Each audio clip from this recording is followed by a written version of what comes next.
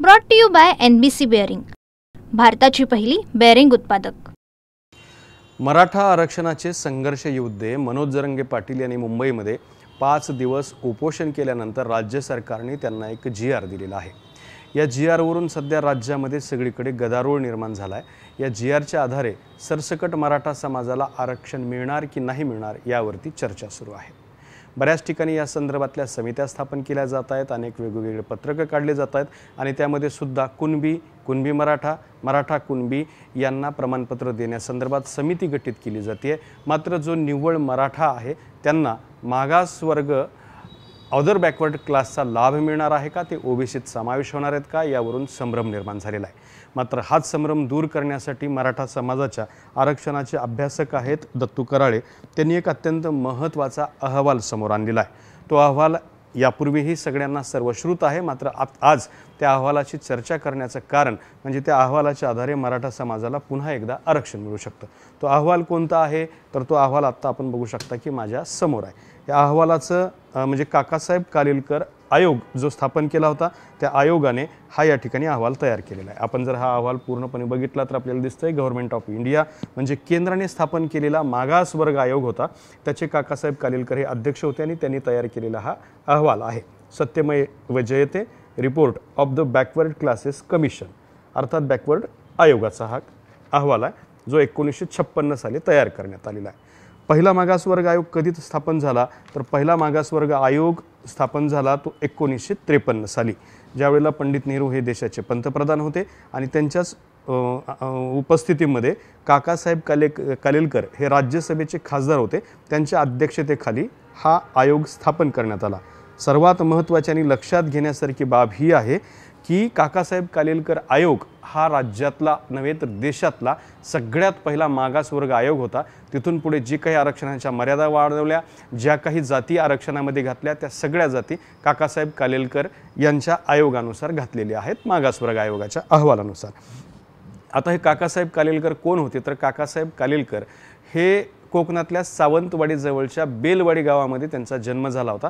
त्यांचं संपूर्ण शिक्षण फर्ग्युसन कॉलेजमध्ये झालं होतं। सुरुवातीला त्यांनी त्यांच्या आयुष्यात पत्रकारितेला सुरुवात केली होती। ते गांधीजींच्या सुद्धा नियतकालिकांचे संपादक राहिले होते आणि त्याचबरोबर बडोदा संस्थानामध्ये एका महाविद्यालयामध्ये ते शिक्षक म्हणून कामही करत होते। त्यानंतर त्यांनी पूर्णपणे गांधीवादाला वाहून घेतलं आणि महात्मा गांधींच्या साबरमती आश्रमामध्ये राहायला लागले। भारत स्वतंत्र झाल्यानंतर त्यांना राज्यसभेवरती घेतलं। त्यांचा संपूर्ण देशाभराचा वेगवेगळ्या विषयातला दांडगा अभ्यास होता, ते व्यासंगी व्यक्तिमत्व होतं आणि त्यांच्याच अध्यक्षतेखाली देशामध्ये पहिला मागासवर्ग आयोग स्थापन करण्यात आला। याच कालेलकरांनी तब्बल 2 वर्ष परिश्रम करून संपूर्ण देशामध्ये जवळपास 2399 जाती मागास असल्याचा अहवाल दिला, ज्यामध्ये मराठा जातीचा फक्त मराठा म्हणूनच मागास असा उल्लेख केलेला आहे। आता हा पुन्हा आपण एकदा अहवाल बघणार आहोत। ह्या अहवालाचं आपण पहिलं पान बघितलेलं आहे। या अहवालाची आपण जर का समिती बघितली तर त्या समितीमध्ये एकूण 11 लोक होते, ज्यामध्ये काकासाहेब कालेलकर MP ते अध्यक्ष होते, त्याचबरोबर नारायण साधोबा कजरोळीकर ते पण खासदार होते, भिकाबाई ते पण खासदार होते, शिवदयाल सिंग चौराशिया हे याचे सदस्य होते, राजेश्वर पटेल हे सुद्धा खासदार होते, ते सुद्धा सदस्य होते, अब्दुल कईम अन्सारी हे बिहारचे आमदार होते, त्यांचा पण यात समावेश होता, मारियप्पा ते म्हैसूरचे होते, ते सुद्धा आमदार होते, त्यांचा यात समावेश होता, लाला जगन्नाथ, श्री अमित सिंग नामधारी ते खासदार होते, NRM स्वामी ते पण सुद्धा खासदार होते आणि शेवटी श्री अरुणाघू डे हे सेक्रेटरी होते। या सगळ्यांचा या आयोगामध्ये समावेश होता। हे सगळे जे लोक होते ते तत्कालीन आपल्या देशातले सर्वात मोठे विद्वान, विचारवंत आणि अभ्यासक होते। त्यांच्याच समितीने हा सगळा अहवाल तयार केला आणि याच अहवालामध्ये मराठा समाजाचा सुद्धा मागास म्हणून त्यांनी यादीमध्ये समावेश केलेला आहे। तर तो आपल्याला समावेशाचे हे जागा दाखवतो। आपल्याला आपण पुन्हा एकदा या पुस्तकावरती येतोय। आपण जी काकासाहेब कालेलकरांनी हैदराबाद स्टेटमधली मागास जातींची यादी तयार केली होती ती यादी आपण पाहतोय। वर जर बघितलं आपण तर हैदराबाद स्टेट आहे आणि त्यात लिहिलं की list of other backward class recommended by the backward class commission आणि हे सगळे ह्याची सगळी यादी दिलेली आहे खाली। तर 1 नंबरला आगासा नावाची जात आहे जी मागास ठरवलेली आहे. दुसऱ्या अक्सालिंगा अशी ही सगळी म्हणजे हैदराबाद त्याचबरोबर संपूर्ण वेगवेगळ्या आत्ताच्या वेगवेगळ्या राज्यातली ही यादी आहे ज्यामध्ये या सगळ्या जाती ज्या आहेत त्या मागास म्हणून घातलेल्या आहेत. तर त्यामध्ये सर्वात महत्त्वाची बाब म्हणजे 95 क्रमांकाला मराठा ही जात मागास म्हणून काकासाहेब कालेलकर आयोगाने मान्य केलेली आहे. आपण बघू शकताय मराठा मोस्टली ॲग्रिकल्चरल्स आणि त्यांची संख्या सुद्धा या ठिकाणी दिलेली आहे 32,06,551. आज जर मराठवाड्याची लोकसंख्या आपण बघितली तर ती साधारणपणे 1 कोटी ते 1.25 कोटीच्या घरात आहे. आणि 1956 साली हा जेव्हा अहवाल तयार झाला त्यावेळेला काकासाहेब कालेलकर आयोगाने मराठा जातीची संख्या ही 32,06,000 याचा अर्थ आत्ताच्या इथल्या मराठा जातीशी ही लोकसंख्या मिळती जुळती आहे. आणि काकासाहेब कालेलकर आयोगाने मराठा समाजाला कुणबी म्हणून नव्हे, कुणबी समाजाला मराठा म्हणून नव्हे तर फक्त मराठा समाजाला मराठा म्हणूनच मागास ठरवलं होतं.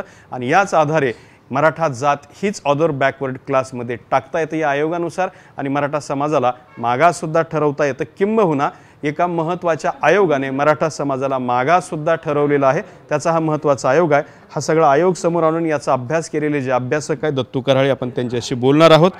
काय सांगाल, ही सगळी माहिती समोर आलेली आहे, काय भूमिका आहे तुमची? माझी भूमिका एवढीच आहे. माझा शासन निर्णयाबद्दल माझा एक अभ्यास चालू असतो कधी पण, तर मी त्या अनुषंगानं एक अभ्यास करत असताना मला हा मागासवर्ग आयोगाचा अहवाल प्राप्त झाला. तो मी वाचल्यानंतर मी सर्वात पहिले मलाच एक मोठा धक्का बसला का आपण जे आता कुणबी आणि मराठा कुणबी करतो तर ऑलरेडी मराठा म्हणूनच जर आपला इथं समावेश आहे तर आपल्याला 80 वर्षापासून या आरक्षणापासून कोणी दुरावून ठेवलं, म्हणजे कोणी आपल्याला लांब ठेवलं, हा सर्वात मोठा प्रश्न आहे. मी कोणावर आरोप करणार नाही, मला काही त्याच्यावर काही घेणं देणं नाही, राजकारण नाही याच्यामध्ये. पण तत्कालीन सरकारने जर हा आयोग जर समाविष्ट करून घेतला असता किंवा ॲक्सेप्ट केला असता तर आज मराठ्यांचं आरक्षण ओबीसीमध्ये लागू झालं असतं. आणि आता जो सध्या जनरोष दिसू लागला, ओबीसीचे जे मोर्चे दिसतात, मराठ्यांचे जे मोर्चे दिसतात, जे रोष आहे समाजामध्ये ते आज इथं या आयोग जर लागू झाला असता तो घडला नसता, असं माझं थोडक्यात म्हणणं आहे. हा अहवाल जर का सरकारच्या हाताशी असताना मग मराठा समाजाचा ओबीसीत का समावेश झाला नाही, कुठले अडथळे आले?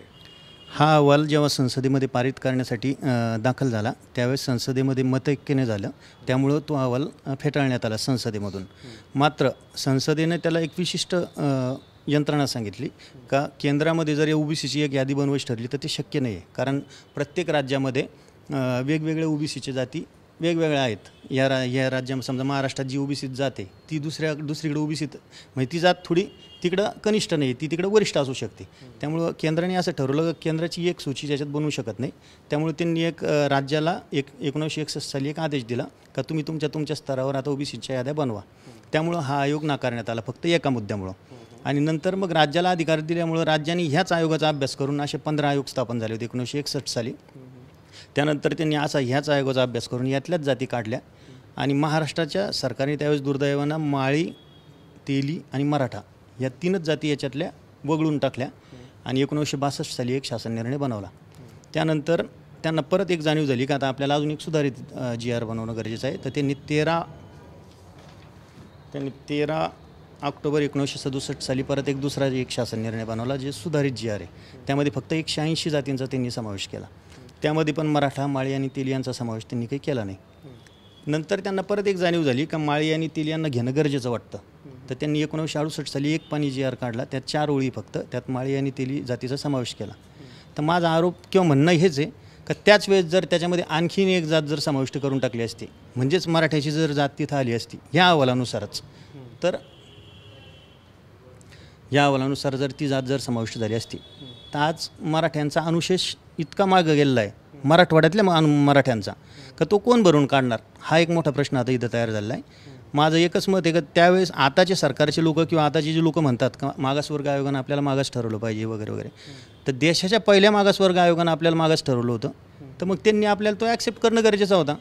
आज तो आयोग आता ॲक्सेप्ट होतो का नाही होतो हा एक शोधाचा विषय, पण तत्कालीन जर तो जर ॲक्सेप्ट झाला असता तर मराठ्यांवर एवढा अन्याय झाला नसता असं माझं मत आहे. असं तर अशा पद्धतीने हा एक अत्यंत महत्त्वाचा दस्तऐवज आहे, ज्या दस्तऐवजामध्ये अर्थात काकासाहेब कालेलकर आयोगाने मराठा समाजाला मराठा म्हणूनच मागास मान्य केलेला आहे आणि त्या आधारेच मराठा समाजाला सुद्धा मराठा म्हणूनच आरक्षण देता येऊ शकतं. त्यामुळे आत्ता जो पेच प्रसंग निर्माण झालेला आहे की मराठा समाजाच्या कुणबी नोंदी आहेत का, असतील तरच त्यांना ओबीसीचं प्रमाणपत्र मिळेल नसता मिळणार नाही. हे सगळे पेचप्रसंग निर्माण झालेले आहेत. यावरती उत्तर एकच आहे की मराठा समाजाला मराठा म्हणून काकासाहेब कालेलकर आयोगाच्याच आधारे आरक्षण देता येऊ शकतं. Datta Kanawate, TV9 Marathi, Chhatrapati Sambhajinagar. Brought to you by NBC bearing, भारताची पहिली बेअरिंग उत्पादक.